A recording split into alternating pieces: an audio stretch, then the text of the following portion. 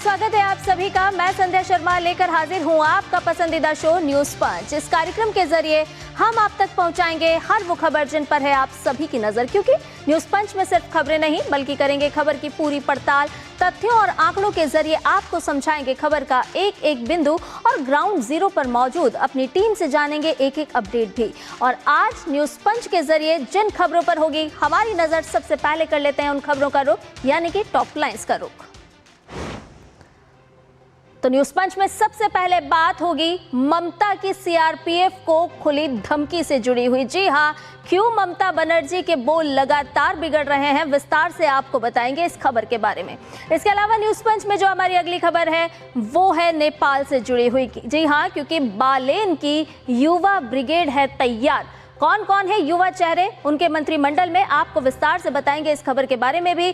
और एक और खबर न्यूज पंच में जिसका करेंगे हम रुख और आपको बताएंगे कि किस तरह से सुलग रहा है पश्चिम एशिया और युद्ध विराम आखिर कब। ये सवाल सभी के जहन में है कि आखिर युद्ध विराम कब तक हो पाएगा। तो आइए विस्तार से न्यूज पंच की कर लेते हैं शुरुआत। और सबसे पहले आपको लिए चलते हैं पश्चिम बंगाल, क्योंकि पश्चिम बंगाल की चुनावी सरगर्मियों के बीच एक बड़ा विवाद अब सामने आ गया है।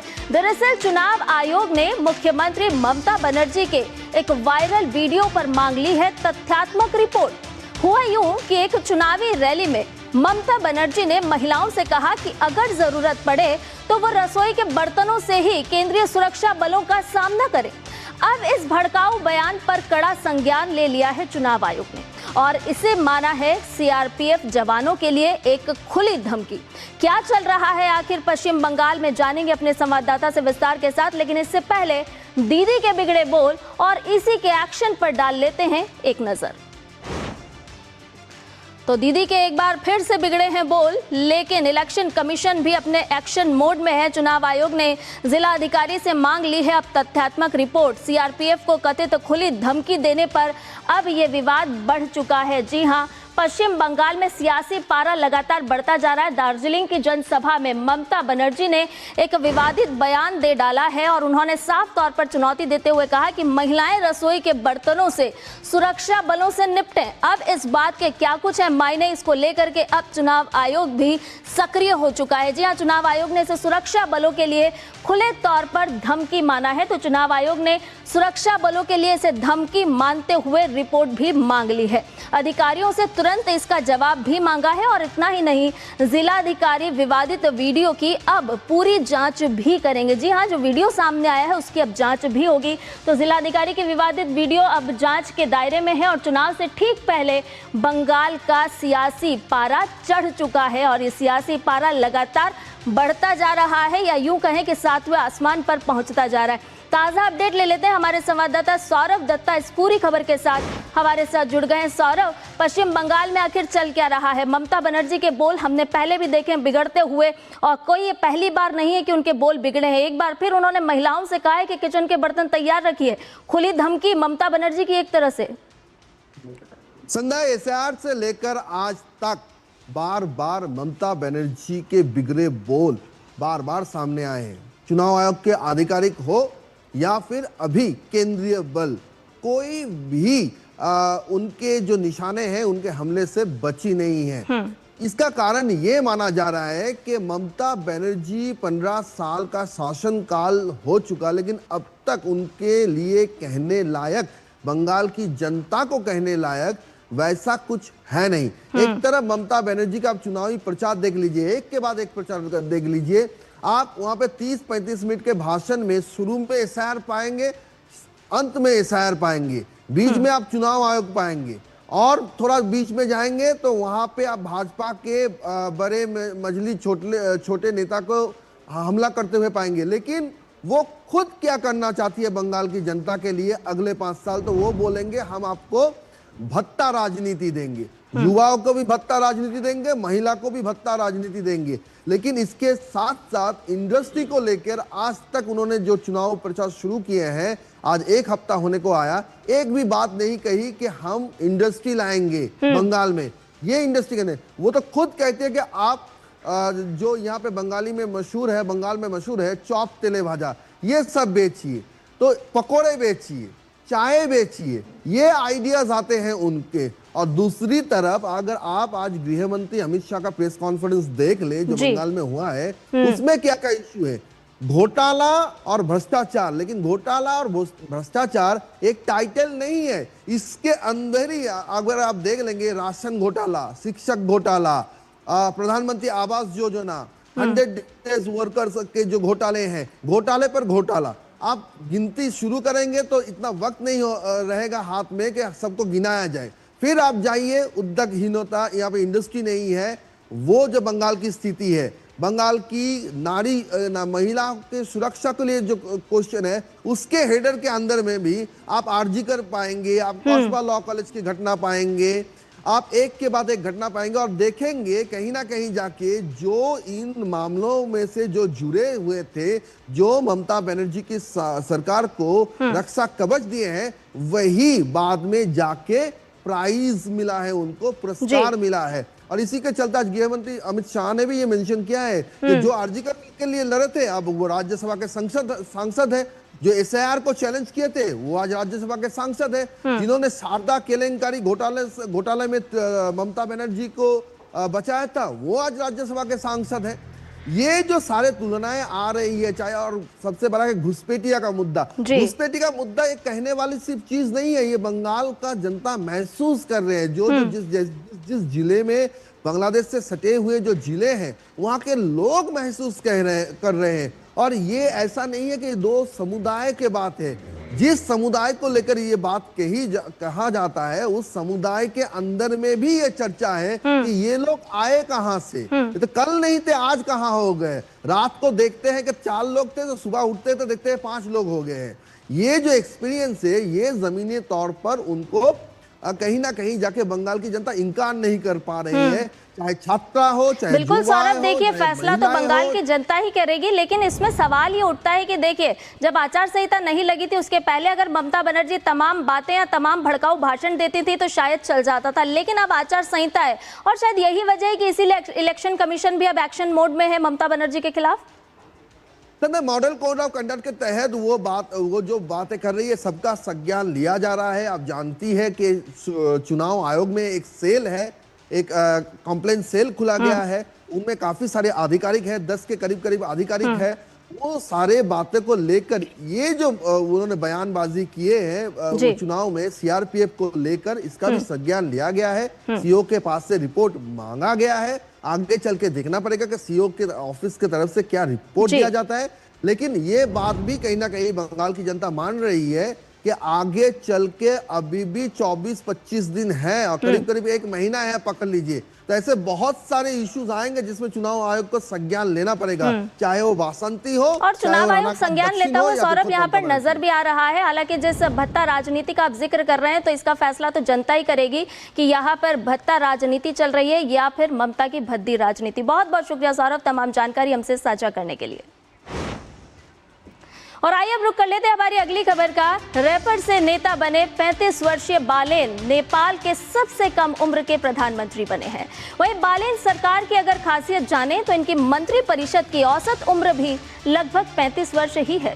नेपाल के राजनीतिक इतिहास में ये अब तक की सबसे युवा कैबिनेट बताई जा रही है। अपनी कैबिनेट के जरिए आखिर क्या संदेश है बालेन का, जानेंगे अपने संवाददाता से, लेकिन इससे पहले एक नजर डाल लेते हैं बालेन के इस युवा कैबिनेट चेहरों पर। तो इतिहास की ये युवा कैबिनेट कही जा रही है। 35 वर्षीय बालेन नेपाल के सबसे कम उम्र के प्रधानमंत्री बने हैं। ना केवल वो कम उम्र के, बल्कि उनकी मंत्री परिषद जो है वो भी कई नए चेहरे जो हैं वो कम उम्र के ही हैं। मंत्री परिषद की अगर औसत उम्र की बात की जाए तो वो भी लगभग 35 वर्ष है। नेपाल के राजनीतिक इतिहास में ये सबसे पहली बार हुआ है जब युवा चेहरों को इतनी बड़ी संख्या में मौका मिला है। बालेन समेत 15 मंत्रियों में 5 महिलाओं को भी शामिल किया गया है। 5 महिलाओं को इस मंत्री परिषद में स्थान मिला है।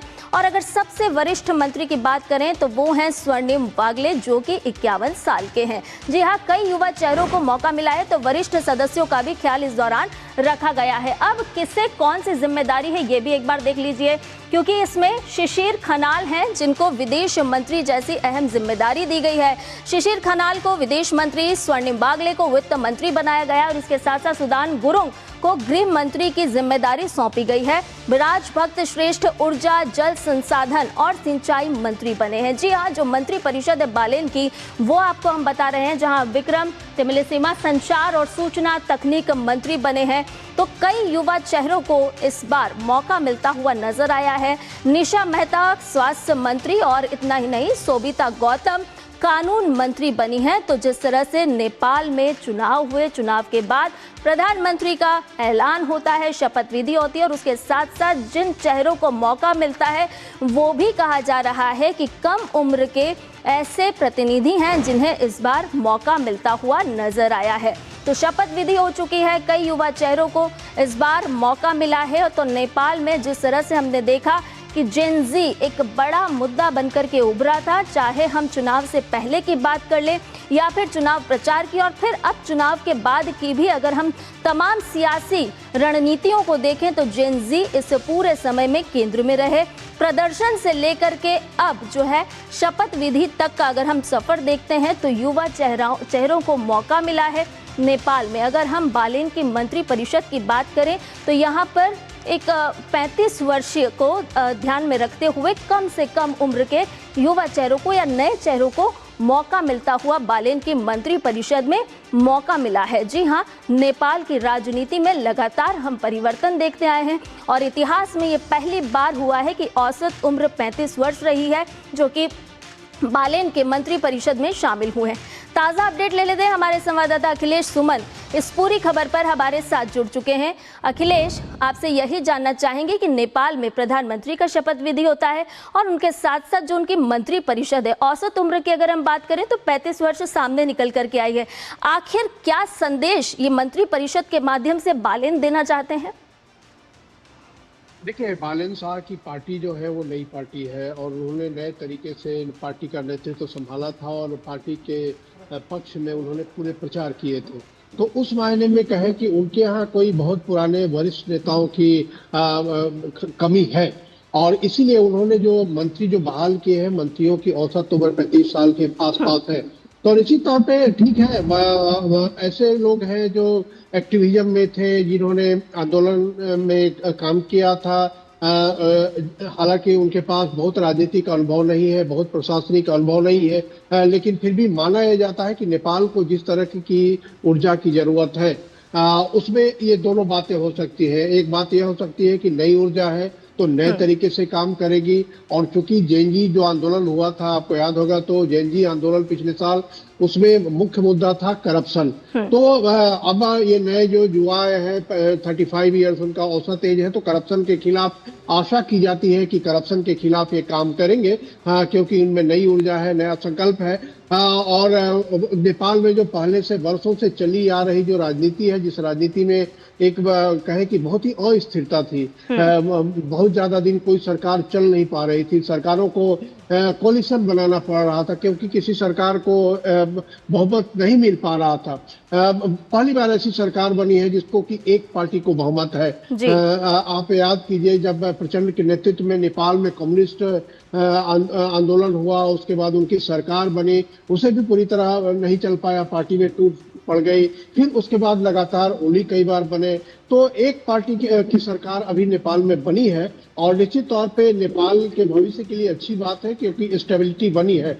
अब बालेन शाह के सामने चुनौती ये है कि ये जो युवा नेतृत्व है उनका अपना भी और उनके मंत्रिमंडल का भी, तो युवा नेतृत्व के अंदर एक मैच्योर पॉलिटिशियन की तरह समझदारी होनी चाहिए ताकि वो मैच्योरिटी से नेपाल की जो वास्तविक स्थिति है और नेपाल के आसपास के जो इलाके हैं, भारत के साथ संबंध है, इन सारी चीजों को उस तरीके से समझेंगे और उसमें मैच्योरिटी का एक प्रदर्शन करेंगे। तो इस मामले में क्या है कि नेपाल एक नए युग में प्रवेश कर रहा है। एक युग था जब शाह वहाँ के राजा होते थे, उसके बाद अब एक नया युग है जब लोकतंत्र में कम्युनिस्ट पार्टियों की सरकार रही, जो कि कम्युनिस्ट नहीं, आमतौर पर जो आम पार्टी की सरकार होती है उसी तरह से उन्होंने भी काम किया और आज नेपाल में मालन शाह की सरकार है, तो निश्चित तौर पे एक नया एक युग है। डेमोक्रेटिक पार्टी है मालन शाह की पार्टी, और उस पार्टी में देखना ये होगा कि किस तरीके से वो आगे चलाते हैं। तो भारत ने स्वागत किया है मालन शाह का, और आशा व्यक्त की है कि भारत के साथ जो नेपाल के संबंध है, सांस्कृतिक संबंध है, पारिवारिक संबंध है, आर्थिक संबंध है, भारत और नेपाल की खुली सीमा है, तो इन सारे में वो मालन शाह और उनका मंत्रिमंडल काम करेगा कि जो दोनों देशों के संबंध है उन संबंधों को भी बनाए रखे और विकास की गति को बढ़ाए, और उसके बाद नेपाल के अंदर जो भ्रष्टाचार है उस भ्रष्टाचार को दूर करे और एक अच्छा स्वच्छ प्रशासन दे। बिल्कुल अखिलेश, सबसे बड़ा मुद्दा नेपाल में भ्रष्टाचार था, जो कि चुनाव के समय भी बहुत तेजी से गरमाया था, और उसके बाद अब युवाओं का विश्वास मिला है। बालेन को देखना होगा कि किस तरह से जो नए चेहरे हैं, युवा चेहरे हैं, या फिर कहें कि जो औसत उम्र 35 वर्ष निकल करके आई है, वो कितने उत्साह के साथ नेपाल को प्रगति प्रदान करते हैं। बहुत बहुत शुक्रिया तमाम जानकारी हमसे साझा करने के लिए। और आइए अब रुक कर लेते हैं हमारी अगली खबर का, और ये खबर है पश्चिम एशिया में बढ़ रहे तनाव से जुड़ी हुई। जी हां, पश्चिम एशिया में संघर्ष की वजह से हालात दिनों दिन बिगड़ते जा रहे हैं। एक तरफ ईरान पर इजराइल अमेरिका के हमले लगातार जारी हैं, तो वहीं जवाब में ईरान ने भी सऊदी अरब के प्रिंस सुल्तान एयरबेस पर मिसाइल हमला कर दिया है। संयुक्त अरब अमीरात पर ईरान के ये हमले लगातार जारी हैं, और इस सब के बीच अब खतरा मंडरा रहा है किसी बड़े जमीनी हमले का। हालांकि अमेरिकी विदेश मंत्री मार्को रूबियो का बयान भी इस दौरान सामने आया है कि शोर बढ़ रहा है ये पूरा संघर्ष और तनाव। जानेंगे विस्तार से अपने संवाददाता से, लेकिन इससे पहले एक नजर ईरान के बड़े हमले पर। तो एक तरह से ईरान की दो टुक सामने आई है। ईरान की इजराइल को कड़ी चेतावनी भी है। जी हां, ईरान के विदेश मंत्री का बयान सामने आया है, और उन्होंने कहा है कि चुकानी पड़ेगी भारी कीमत। ये बात कही है अब्बास अराक्ची ने, और साथ ही साथ उन्होंने ये भी कहा है कि कीमत तो चुकानी ही होगी। आग से खेल रहा है यूएस और इजराइल। ये बात भी अपने बयान में अराक्ची ने कही है कि आग से खेल रहा है यूएस और इजराइल, और यही वजह है कि एक बड़ी कीमत भी इन्हें चुकानी होगी। परमाणु सुविधाओं पर हमले के बाद ये बड़ा बयान ईरान की तरफ से निकल कर के सामने आया है, और इजरायली वायुसेना ने अटैक कर दिया है। जी हां, यानी कि हमले लगातार इजराइल की तरफ से भी जारी हैं, ईरान की तरफ से भी जारी हैं। ये जो संघर्ष है, जो तनाव है, ये कम होता हुआ नजर फिलहाल तो नहीं आ रहा है। खोंडाब भारी जल संयंत्र को निशाना बनाया गया। जिस तरह की चेतावनी दी जा रही थी कि अगर आप हमारे ऊर्जा संयंत्रों पर निशाना साधते हैं तो हम बदले में जल संयंत्रों पर निशाना साधेंगे, और कुछ ऐसा ही होता हुआ नजर आ रहा है। जी हाँ, ईरान के इजराइल को कड़े शब्दों में चेतावनी दी गई है। खुजेस्तान और मुबारके में इस्पात संयंत्रों पर भी अटैक किया गया है। अब ईरान का जो ये बड़ा हमला है, कुछ इससे जुड़ी हुई तमाम तथ्य भी आपके साथ साझा कर लेते हैं, क्योंकि ईरानी हमले में 12 अमेरिकी सैनिक घायल हुए हैं। सऊदी अरब के प्रिंस सुल्तान एयरबेस पर यह हमला किया गया है, और इस हमले में 2 अमेरिकी सैनिकों की हालत गंभीर बताई जा रही है। और इतना ही नहीं, कई विमानों को भी नुकसान पहुंचता हुआ नजर आया है। यानी कि जो हमले हैं, वार पलटवार है, लगातार जारी है। कई विमानों को भी नुकसान पहुंचा है। तो ईरान का ये बड़ा हमला, और इस बीच जारी है तनाव और टकराव भी। इजराइल ने हमले कर दिए हैं तेज। जिस तरह से ईरान लगातार हमले कर रहा है, तो इजराइल भी जवाबी कार्रवाई कर रहा है, और इजराइल के हमले भी लगातार बढ़ते जा रहे हैं, तेज हो रहे हैं। लेबनान पर एक के बाद एक ये हमले किए जा रहे हैं, मिसाइलें दागी जा रही है। बेरूत और दक्षिणी इलाकों को भी इस दौरान निशाना बनाया गया है। यानी कि संकट के जो बादल हैं वो छटते हुए फिलहाल नजर नहीं आ रहे हैं। हिजबुल्लाह के ठिकानों पर भी अटैक किया जा रहा है इजराइल की तरफ से। इजराइल की तरफ से भी तमाम चेतावनियां दी जा रही है। ईरान की बात की जाए तो ईरान भी लगातार पलटवार कर रहा है। ताज़ा अपडेट ले लेते हैं हमारे संवाददाता अखिलेश सुमन इस बड़ी खबर पर हमारे साथ जुड़े हुए। अखिलेश, लगातार हम देख रहे हैं कि हमले जो हैं वो थमने का नाम नहीं ले रहे हैं, बल्कि ये हमले बढ़ते जा रहे हैं। जल संयंत्रों को भी अब निशाना बनाया जा रहा है। मिसाइल हमले भी इजराइल की बात कर लें या ईरान की, लगातार जारी है। देखिए, अभी जो तत्कालिक खबर ये है कि पाकिस्तान की राजधानी इस्लामाबाद में इजिप्ट, सऊदी अरब और टर्की, इन 3 देशों के विदेश मंत्री कल रविवार को पहुंचेंगे। पाकिस्तान के विदेश मंत्री भी उसमें रहेंगे। और ये लोग एक बात करना चाहते हैं ताकि किस तरीके से ईरान और अमेरिका के बीच का जो ये मसला है, इस मसले को कैसे हल किया जाए। तो जिस तरह से संकेत आ रहे थे अमेरिकी प्रशासन की तरफ से भी, और उस संकेत में अब ये दम आ रहा है कि हाँ, एक मध्यस्थता की स्थिति बन रही है, एक जी। ऐसी स्थिति बन रही है जहां कुछ और देश शामिल हो सकते हैं, जिसमें कि ईरान और अमेरिका के बीच में कोई बातचीत शुरू हो।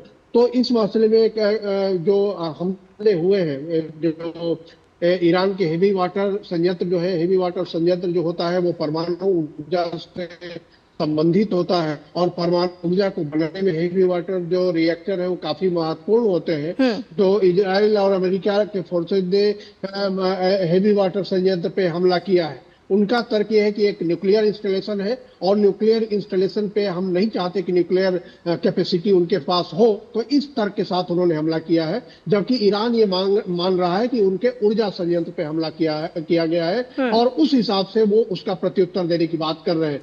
तो ये मामला पेचीदा होता चला जा रहा है, और इस पेचीदे होते मामले का अंत तभी होगा जब या तो अमेरिका जो है वो दिखाए कि वो आगे क्या करना चाहता है। क्या वो ग्राउंड इन्वेजन में जाएंगे, क्या वो जमीनी स्तर पे अपने सैनिक भेजेंगे, क्योंकि ईरान में भी जो लग रहा है कि उनकी तैयारियां काफी तेज हो रही है, वो इस बात के लिए तैयार हो रहे हैं कि जमीनी खतरा भी आ सकता है उनके लिए। और इसलिए जो ईरान की तरफ से जो संकेत मिल रहा है कि वो नई भर्तियां करेंगे, और नई भर्तियों में कुछ ऐसे लोगों को भी भर्ती कर सकते हैं जिनकी उम्र जो आम वयस्क के लोगों की उम्र है, उससे कम उम्र के लोगों को भी वो शामिल कार्रवाइयों में उनको भर्ती कर सकते हैं सैनिक के रूप में। तो उनका तर्क ये है कि वो लोग भी, वो बच्चे भी जो अभी तक 18 की उम्र नहीं पार कर चुके हैं, वो भी तैयार है इस लड़ाई में शामिल होने के लिए।